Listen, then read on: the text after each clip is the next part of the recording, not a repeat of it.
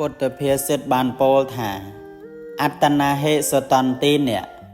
នាថាំងលភតិទុលភ័ងបុគ្គលមានខ្លួនទូមានល្អហើយរមែងបានជាទីពឹងដែលគេបានដោយកម្រធម្មជាតិម្យ៉ាងដែលអាស្រ័យនៅក្នុងកាយរបស់សត្វលោកបានដល់មនុស្សមានការនឹកគិតរាវរកអារម្មណ៍ជាលក្ខណៈហៅថាចិត្តការប្រជុំរួបរวมនៃធាតុទាំង4គឺដីទឹកភ្លើងខ្យល់ព្រមទាំងអាការៈ32និងអាយតនៈ12ហៅថាកាយចិត្តនិងកាយនេះរួមគ្នាហៅថាខ្លួន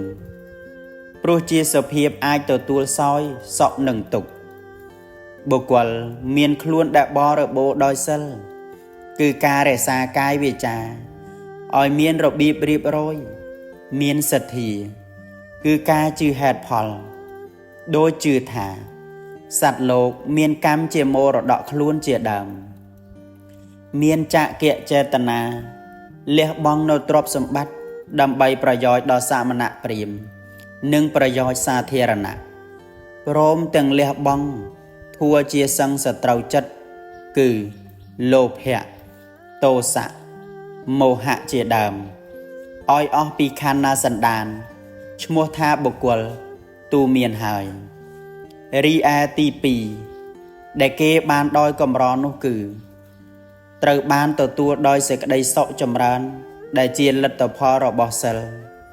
សទ្ធាចក្ខៈជាដើមនេះឯងបពោលចំពោះដទីបំផុត